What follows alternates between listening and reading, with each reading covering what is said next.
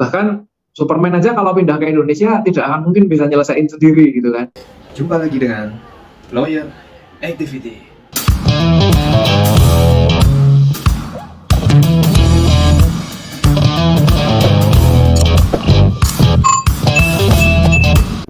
Menyambung kita bahas-bahas konteks hukum ya, karena channel kita masih di Lawyer Activity, nggak apa-apa lah dikit-dikit, walaupun mungkin Bung Rio yang bukan orang hukum juga pasti ada pemahaman hukumnya. Nah ini saya agak, dia punya perspektif lain juga Pak. nah itu yang penting, ada perspektif lain ketika kita memandang satu kejadian kan gitu ya. Jadi banyak sudut pandang yang bisa kita ungkapkan di sini, bisa sharingkan di sini. Nah ini nih, saya agak tercengang sama satu berita yang kemarin cukup viral, sangat viral justru ya. Ada seseorang yang di dalam pandemi seperti ini semua orang kesulitan, tapi dikabarkan dia ini memberikan sumbangan 2 triliun ya kepada pemerintah. Mungkin teman-teman mengikuti nggak itu? Kejadiannya ada di Sumatera. Ya, mengikuti. Nah itu, jadi saya tertarik sedikit aja lah kita sharing-sharing tentang itu. Itu kalau nggak salah kan itu kan harta waris ya yang akan disumbangkan. Menurut keterangannya beliau yang akan menyumbangkan ini, anaknya ini kan itu harta waris ya yang akan disumbangkan. Nah itu gimana itu kok bisa? Info berita yang terakhir saya dapatkan itu kan sekarang sedang diperiksa oleh kepolisian ya, pihak kepolisian, apakah itu tidak ada uangnya atau bagaimana, karena di dalam berita-berita yang beredar itu menyatakan bahwa si pihak anaknya ini kan kita sebut nama aja ya, kalau anaknya ini apa namanya, dari anak Akiditio ya. Akiditio, benar nggak? Akiditio ya. Anak dari Akiditio ya, betul. Bisa ya kan. Nah ini gimana nih menurut pandangan teman-teman nih, karena di sini ada yang menuliskan juga ini penghinaan kebangsaan kenanya. Nah itu gimana pandangan teman-teman? Mungkin ada pandangan nih dari perspektif Bung Rio sama Bung Jonas, mungkin dari pandangan dulu atau saya Bung? Boleh dari Bung Jonas boleh. Oh iya. Ya, kalau kaitan dengan berita itu yang sempat viral itu Bung ya, yang pertama-tama sebagai seorang awam ya, saya pertama-tama kaget dan surprise dulu terlebih dahulu Bung, karena dalam konteks keadaan seperti ini ada seseorang yang menyumbangkan dana yang begitu besar untuk penanganan COVID ya, sampai 2 triliun ya, dan itu jumlahnya begitu fantastis. Ketika kita berbicara tentang struktur anggaran di dalam pemerintah saja, meskipun itu kecil ya dalam konteks kalau kita bandingkan dengan anggaran penanganan COVID, tapi kalau itu dalam konteks sumbangan dari warga negara kan itu begitu luar biasa. Pertama-tama itu tadi, jadi melihat berita itu pertama saya juga kaget, heran dan juga takjub ya Bung. Tapi terus terang waktu itu saya juga menyimpan semacam sedikit keraguan ya dalam konteks seperti ini. Kan saya pernah tahu dalam beberapa sejarah itu kita itu pernah tidak 1 kali 2 kali tanda kutip pejabat kita itu terbuai oleh janji-janji palsu ya. Dalam konteks ini kita tahu dulu misalnya pernah, mungkin kawan-kawan pernah dengar dulu mantan Menteri Agama itu pernah melayangkan statement bahwa ada sebuah dana yang begitu luar biasa banyak di bawah prasasti di daerah Jawa Barat gitu. Ternyata setelah setelah dikonfirmasi dan dicari itu ternyata hanya hoax belaka. Terus macam-macam banyak lah. Sebenarnya kalau dalam konteks seperti ini yang jadi penegakan saya itu justru adalah yang membuat beritanya itu kan malah justru menjadi simpang siur Bung Ragan. Makanya memang harusnya dalam konteks ini saya lihat sebenarnya kan sudah ada warning dari PPATK ya waktu itu, dari Ketua PPATK, kalau betul itu kaitannya juga akan diberikan transfer senilai atau apapun nanti metode penyalurannya ya, itu kan harusnya lebih dahulu diperiksa dulu di PPATK apakah dikualifikasi benar nggak itu orang itu memang punya kemampuan atau punya kekuatan secara anggaran untuk memberikan sumbangan itu. Jadi tidak hanya langsung bersifat seperti kalau kemarin kan seperti show of force ya Bung ya. Seperti semacam acara seremonial saja yang diinisiasi atau seperti apalah bahasanya, terus itu terlanjur dipublikasi di media, dan yang ditangkap oleh masyarakat adalah bahwa itu adalah sebuah upaya kebaikan yang begitu luar biasa. Nah, kalau itu memang benar adanya, tentu saja kita sangat mengapresiasi dan bangga ya Bung. Dalam konteks seperti ini, ada seorang warga negara yang mempunyai kemampuan keuangan dan finansial yang begitu luar biasa, merelakan sebagian dari hartanya untuk menyumbangkan pemerintah atau melaksanakan apa namanya, membantu untuk penanganan COVID ya. Tapi yang terjadi problemnya adalah kenapa waktu itu tidak dilakukan verifikasi terlebih dahulu, dan sekarang juga baru dilakukan sebuah proses penegakan hukum ya kalau saya tidak salah Bung ya. Cuma Makanya kan belum tahu anak dari pengusaha yang menyumbang itu ya.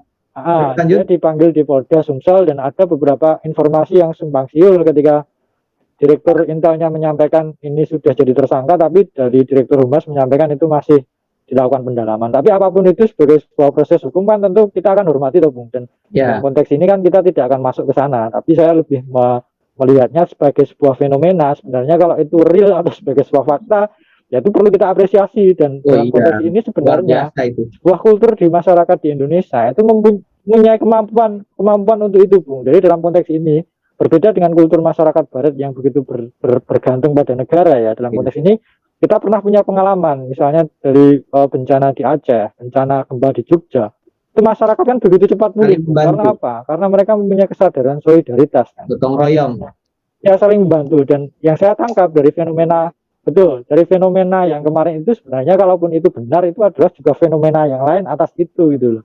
Dan itu lebih luar biasa. Nah, saya justru begini, jangan sampai dengan berita itu yang masih kita akan tunggu nanti kebenarannya. Kalaupun itu benar, kita alhamdulillah.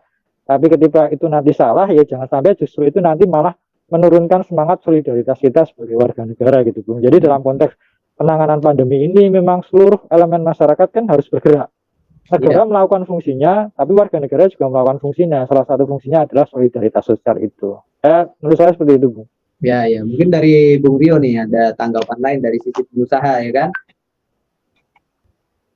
Kalau apa ya, yang saya setujui adalah memang kita sudah nggak bisa 100% mengandalkan negara, tapi memang kondisi yang seperti ini itu kan kondisi luar biasa ya. Kondisi luar biasa itu yang saya lihat saat ini justru adalah fenomena betapa rapuhnya sistem pengelolaan negara kita sebenarnya.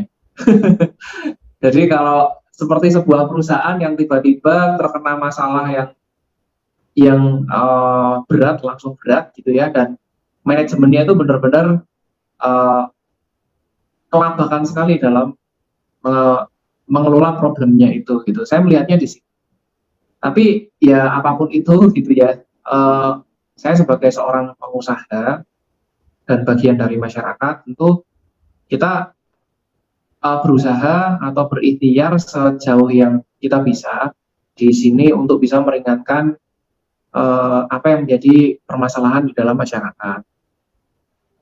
Kalau soal nyumbang dan lain sebagainya, di sini urunan teman-teman itu alhamdulillah juga sudah berjalan. Terus kemudian apa ya, baik di level yang kecil gitu ya, mungkin di RT RW lewat masjid seperti itu, terus lewat komunitas juga sudah berusaha untuk bagaimana caranya menghadapi lah problem seperti ini.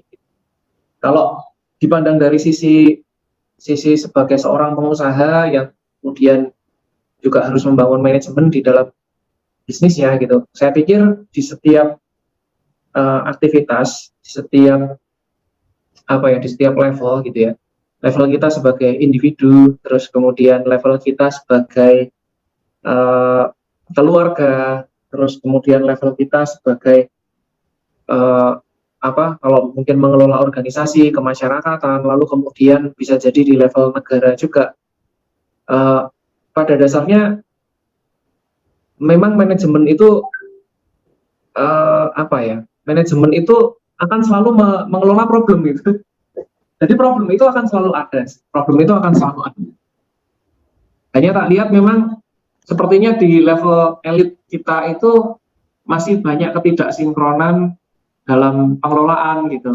Misalkan menteri ini, menteri A, menteri B itu seperti tidak sejalan atau kadang-kadang malah bertolak belakang pernyataannya, yang bisa jadi justru akan membingungkan masyarakat atau malah nanti yang sebenarnya dikhawatirkan adalah justru public distrust gitu ya, di mana publik kemudian menjadi semakin lama turun gitu loh kepercayaannya terhadap pengelolaan negara. Tentu pengelolaan negara di level yang elit ya, bukan di level yang daerah gitu. Karena kalau di level daerah, kebetulan kakak saya sendiri kan juga ngelola kota gitu kan di sini. Gitu. Itu juga ya saya lihat mereka sudah benar-benar bekerja sangat keras juga. Tapi saya memang menyadari banyak hal sih dari sebuah problem gitu, karena setiap problem itu selalu membuka peluang kita untuk mempelajari hal-hal, sebenarnya bukan sekedar hal baru sih, tapi bagian-bagian mana sebenarnya yang kita itu tidak kuasai gitu loh. Bahwa ternyata ketika terjadi problem sampai di titik level ini, itu kita benar-benar secara mindset, paradigma, lalu kemudian memahami konsep penanganan, sampai kemudian betul-betul eksekusi teknisnya, yang dipaksa harus bergerak sangat cepat, itu kita benar-benar mengalami kesulitan yang luar biasa gitu. Ya, itu sih dari menurut pendapat saya sih sekarang seperti itu gitu. Saya lihat. Nah, kalau dari sisi yang tadi kemudian kita melihat kultur di Indonesia ini, kalau saya lihat memang dominasi hal-hal yang bersifat instan, terus kemudian ajaib, terus tidak penghargaan terhadap proses itu juga kadang-kadang kurang, sehingga ketika terjadi tiba-tiba ada orang yang ada isu di mana ada orang yang punya uang banyak, lalu kemudian mau nyumbang dan lain sebagainya gitu ya. Kalau bahasanya teman-teman pengusaha itu tidak boleh gumunan gitu, tidak boleh kagetan, tidak boleh gumunan gitu. Gampang gumun dengan sesuatu gitu, karena kita tidak pernah mengerti sebenarnya faktanya. Sesuatu yang faktanya tidak jelas itu kan sebenarnya tidak masuk persyaratan untuk dipikirkan sebenarnya. Jadi ya aku nggak pikir-pikir banget gitu loh. Oh ya udah, kalau bener-bener ada. Saya juga awalnya nggak. Nah itu dari betul. Kalau saya gini, sorry, ini pandangan pribadi. Sebenarnya saya dengan berita ini awalnya nggak tertarik karena menurut saya kurang realistis ketika ada seseorang memiliki dana 2 triliun dan bagaimana itu memindahkan ke istilahnya ke dalam kas negara. Nah gitu loh. Pertama dari sisi nilainya, nilai 2 triliun ini kan nilai yang kecil, 2.000 miliar kan gitu. Itu bank mana yang ditarik segitu nggak goyang kan gitu ya. Iya benar.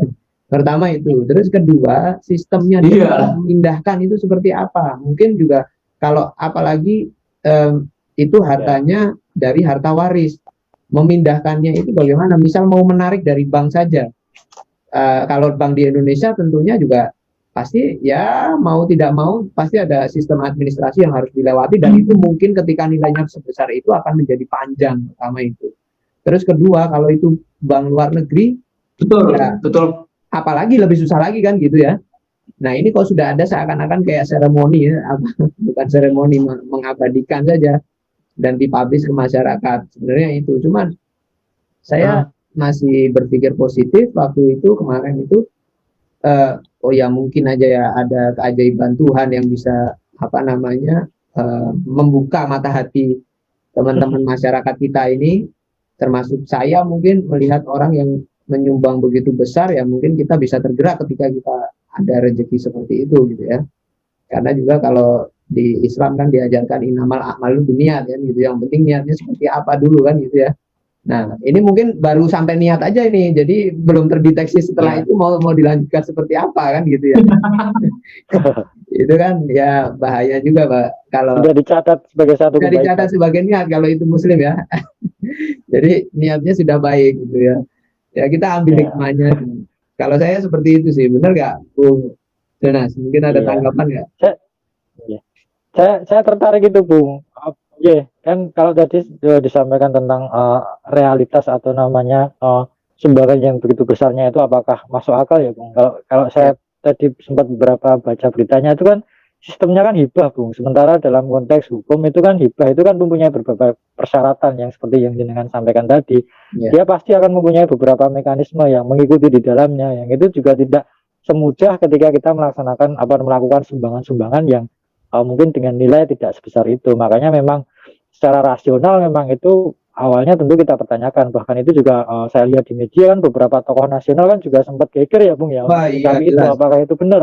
Bahkan Betul. beberapa wartawan Oh, senior itu seperti melibatkan ya salah Pak seorang Dahlan aktivis, Iskan itu Bang. yang begitu luar biasa catatan hariannya.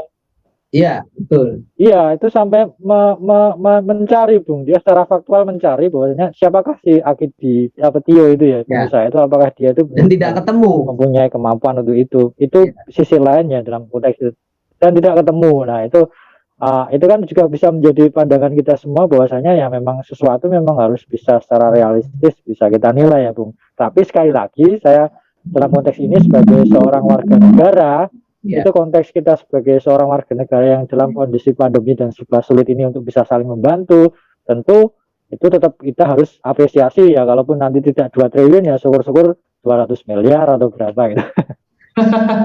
Semua dimulai dari yang Gitu kecil. kan, berarti sebagai trigger tadi saya menarik juga karena Bung Rakan tadi kan, iya kan menyampaikan bisa bisa jadi itu adalah sebuah trigger dari seseorang untuk apa membuat kawan-kawan yang lain atau komunitas yang lain untuk bergerak kan bisa jadi. Iya, iya, benar. Jadi siapapun itu Ada sesuatu yang menurut saya menarik sih Bung ini. gimana? Gimana Bung Rio, lanjut. Ada sesuatu yang menurut saya itu menarik gitu. Justru yang menarik adalah kalau ternyata ini apa ya? Ternyata memang betul-betul tidak ada dananya. Gitu. Ya. Sebenarnya motif apa yang dimiliki oleh motif apa yang dimiliki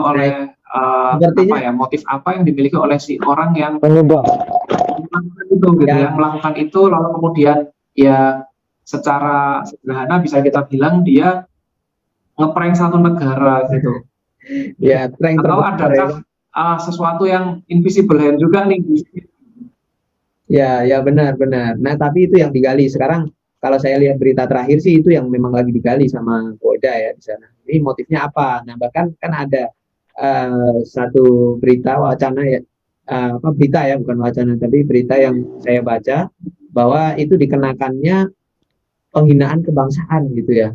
Yang artinya mungkin di dalam pasal tersebut itu kan ada kegaduhannya pertama, kedua ada ketidakpastiannya, namun sudah menjadi satu kabar yang beredar di masyarakat seperti itu. Cuman kalau di tagline berita itu mengatakan penghinaan kebangsaan ini, apakah maksudnya satu hal yang ini kan hubungannya dengan materi ya, berhubungan dengan nilai uang besar.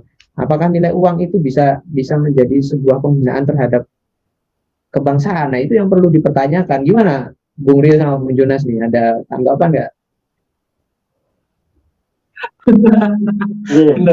benar ya Bung, karena kebetulan saya pakai ini loh, belum lolos tes wawasan kebangsaan karena tadi itu iya bajunya keren itu. Menyampaikan tentang kebangsaan ya dengan definisi yang iya.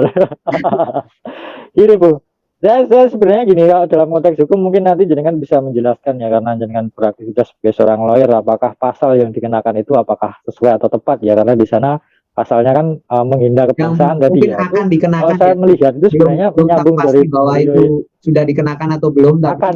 Tapi kan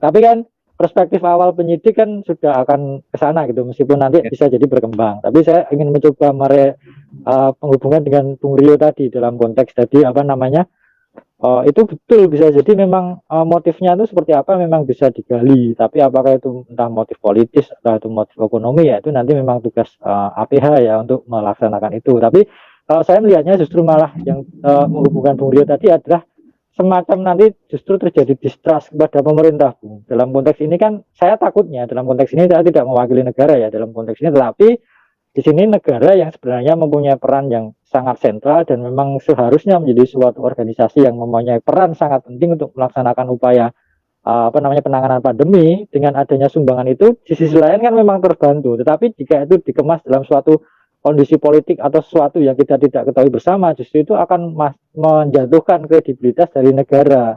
Mungkin itulah yang menjadi alam pikir dari penyidik itu untuk memasukkan pasal itu, Bung, meskipun juga nanti kita bisa lihat perkembangannya. Iya, iya. Konteks itulah, Bung. Iya, benar. Karena kan kredibilitasnya akan turun, Bung, dalam konteks ketika kita masa warga negara aja berani memberikan sumbangan senilai 2 triliun, sementara negaranya bansos hanya berapa misalnya gitu. Itu kan ya menurut perhitungan yang kurang begitu, gapnya kan begitu jauh gitu loh. Mungkin seperti itu, tapi itu juga analisa pribadi saya. Kita juga perlu nanti melihat perkembangannya. Iya, iya. Gimana, Iya, Bung? Ada tanggapan nggak? ya memang apa ya?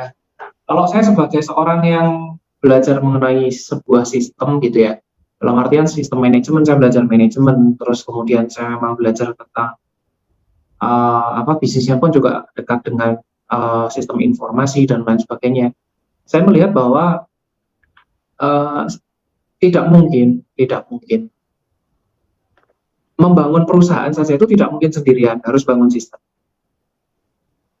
Kenapa? Karena ada satu titik, ada begitu banyak masalah yang jauh lebih besar daripada kapasitas kita secara pribadi untuk menyelesaikan itu, seberapapun hebatnya kita, gitu. Bahkan Superman aja kalau pindah ke Indonesia tidak akan mungkin bisa nyelesain sendiri, gitu kan? Tetap aja nggak bisa. Gitu. Nah, maka pada akhirnya yang harus dibangun adalah sebuah sistem. Sistem ini itu harus dipikirkan terus-menerus, harus di-improve terus-menerus, harus diisi dengan orang-orang yang bisa menjalankan sistem itu dan memperbaiki sistem itu dari dalam, gitu ya. Sehingga sistem itu tidak fragile gitu ya, tidak rapuh gitu, tidak rapuh, sehingga ketika dengan berbagai macam permasalahan yang terjadi, sistem itu tidak akan langsung ambruk begitu saja dengan cepat lah seperti itu. Nah, dalam kondisi seperti ini gitu ya, wabah, pandemi dan lain sebagainya ini, jujur saya melihat agak cukup khawatir dengan sistem pengelolaan pemerintahan kita saat ini seperti itu. Tentu itu soal sistemnya ya. Dan yang kedua adalah sistem itu kan tidak ada yang mengelola gitu. Ada orang-orangnya, di mana tentu kita juga melihat sendiri di tengah-tengah terjadinya pandemi seperti ini, ada begitu banyak kasus korupsi yang melibatkan dana triliunan gitu loh, bahkan tidak ada apa-apanya itu 2 triliunnya itu. Iya, benar. Itu berarti kita punya sistem sudah sederhananya gini, kita punya sistem anggaplah sistem komputer itu sudah sangat mudah dibobol gitu loh, di mana data-data keamanannya dengan cepat bisa diambil orang. Nah, sama dengan kita, di mana kekayaan negara itu dari tahun ke tahun selalu ada saja yang bisa diambil oleh orang-orang atau oknum-oknum tertentu gitu ya. Walaupun oknumnya itu saya tidak yakin kalau oknumnya secara pribadi, karena saya tidak pernah melihat secara pengalaman ada orang yang bisa berurusan dengan dana puluhan ratusan miliar, apalagi sampai triliunan, itu bergerak sendiri tidak mungkin. Selalu ada mekanisme kolektif untuk bisa melakukan itu gitu. Tidak pernah ada satu orang yang betul-betul sangat serius dan bisa membobol sistem itu sendirian gitu. Ini sistem negara. Tapi begitu kita melihat seperti ini, maka sebenarnya apa sih gitu ya, yang menjadi pertanyaan selanjutnya adalah sistem apa nih yang seharusnya kita benahi untuk dalam artian mengelola negara sebesar ini gitu. Karena kita melihat ada Epolexos Budhankam gitu ya, di situ semuanya bicara sistem sebenarnya. Itu kan bicara suprastruktur. Di dalam sebuah sistem itu ada sistem inti, ada infrastruktur, ada suprastruktur. Suprastruktur itu berarti struktur atas gitu ya. Nah, struktur atasnya Epolexos Budhankamnya ini ada problem apa nih gitu ya. Lalu kemudian akhirnya yang akan kita pikirkan lagi paradigma awal atau akar berpikir di mana kemudian melahirkan sistem kenegaraan kita ini, itu apakah juga nantinya akan perlu kita pikirkan kembali kayak gitu. Jadi hal-hal seperti itu sekarang menjadi pertanyaan saya, Bung. Kenapa negara sebesar ini yang sudah sebentar lagi usianya sudah berapa puluh tahun ini itu kok belum selesai-selesai juga membuat sebuah sistem gitu ya. Saya dulu ingat usia SMP atau SD saya lupa ya.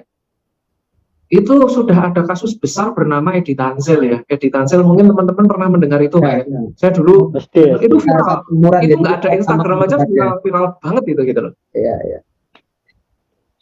Ya betul. Ya itu belum ada sistem informasi yang sekarang aja, itu sudah sangat viral, bahkan anak kecil seperti saya juga mendengar itu gitu. Nah, dari situ saya juga sebagai seorang yang mempelajari tentang sistem manajemen dan lain sebagainya, saya juga akhirnya banyak belajar tentang hal-hal beyond sistem juga ya. Di balik sistem itu ada siapa, sistem ini dibuat seperti apa, kenapa dibuatnya seperti itu, kenapa strukturnya harus dibuat seperti itu, lalu siapa yang bisa memanfaatkan struktur ini, siapa yang bisa memanfaatkan celah ini benar-benar ada karena natural atau karena diciptakan dengan sengaja. Nah, itu hal-hal yang menggelitik, Bung Jonas, buat saya. Ya, saya boleh menanggapi. Boleh, silakan. Boleh. Menarik ya. Jadi pandangan Mas Rio tadi menarik ya, karena dia langsung juga mengkuliti problem itu bahkan sampai ke hal yang begitu mendasar dalam konteks ini kan sistem ya. Karena beliau juga mempelajari ilmu manajemen yang akhirnya kan juga mengatur bagaimana sebuah sistem bekerja. Memang saya juga mengamini, Bung, dalam konteks negara sebesar Indonesia, itu konteks untuk manajemen negara kita itu memang akan sangat kesulitan dengan berbagai macam cara, dan itu pun tidak lupa juga kita secara histori itu sebenarnya kan kalau kita turut sejarah bangsa kita kan kita sudah mempraktekkan beberapa sistem, Bung. Bahkan jauh sebelum itu mungkin ketika Republik belum berdiri, ketika kita masih berupa kerajaan, bahkan sebelum itu masih berupa suku atau tribalisme, itu kan juga sebagai sebuah sistem. Tapi saya menyikapinya begini, Bung, bahwa dalam konteks kita pun sebagai manusia, sebagai sebuah struktur sistem terkecil itu kan terus mengalami perubahan, Bung. Nah, mungkin dalam konteks ini ya memang kita dalam hal ini kita menyadari bahwa kita sebagai manusia itu punya fitrah untuk terus berubah, maka sistem pun juga kemungkinan akan terus berubah.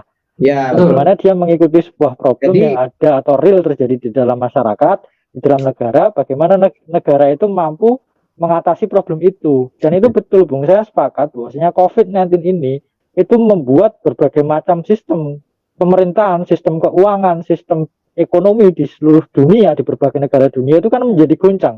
Ketika kita bicara misalnya kapitalisme, misalnya ketika mereka kapitalisme yang begitu mendewakan materi bisnis yang terus ketika kemarin konteks terjadi pembatasan sosial itu kan akhirnya juga kolaps tuh, Bung. Ya. Itu kan juga akhirnya ini menguji ya, dalam konteks pandemi ini akhirnya menguji sebuah sistem apapun itu, entah itu demokrasi, entah itu sosialis atau apapun sistem ini diuji betul. Apakah ini sistem yang akan bertahan seperti apa? Nah, dalam konteks ini saya sebagai seorang dalam konteks yang sebagai manusia yang terus belajar ya, Bung Rio dan Bung Ragan ya, saya kembali lagi saya garis bawahi sebagai seorang manusia yang terus belajar. Memang dalam konteks ini sistem yang mungkin dengan Mas Rio sampaikan itu tadi yang perlu dikoreksi kan mungkin maksudnya kan sistem yang kita laksanakan sekarang kan gitu ya, itu betul dalam beberapa part atau bagian sistem itu memang perlu ada yang diperbarui, tapi menurut saya juga dia tidak lantas akan merubah seluruh sistem itu, karena ketika sistem itu seluruhnya itu berubah tentu akan ada cost atau biaya sosial yang sangat tinggi, dan itu kita ketahui bersama juga. Kita untuk memikirkan dampaknya juga bisa sangat tanda kutip bisa tidak terbayangkan, iya.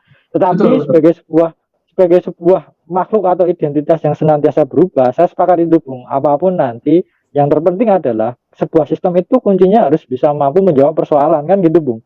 Ketika ada sebuah persoalan, ketika ada problem, bagaimana sistem ini meresponnya. Nah, ketika dipandang saat ini dalam konteks ada permasalahan COVID, ternyata sistem kita tidak begitu up to date untuk melakukan penanggulangan, ya tentu itu harus kita bedah bersama. Apakah ada problem di dalamnya? Apakah itu sistemnya, ataukah itu manusianya, atau seperti apa? Itu memang harus dibedah ulang. Tapi konteks di sini sebenarnya kalau konteks pandemi di negara kita itu masih bisa dengan penanganan dalam konteks secara sistem ini dimaksimalkan betul, karena kalau saya percaya dalam konteks sampai dengan saat ini sistem demokrasi lah yang sistem yang paling tepat untuk kita pergunakan dengan berbagai macam kelebihan dan kekurangannya, Bung, karena saya percaya dengan nilai-nilai hak asasi dan nilai-nilai pribadi yang sementara itu yang memang paling bisa mengakomodir itu ya sistem demokrasi. Nah, sistem demokrasi nanti akan mengalami tantangannya tersendiri ketika itu ada berbagai macam permasalahan dan juga problem. Tapi untuk saat ini, menurut saya ya sistem demokrasi masih yang paling tepat untuk kita gunakan. Gitu, Ya, Bu. oke. Ya, Bung, betul. Setuju saya. Iya. Demokrasi itu paling ya. Menarik.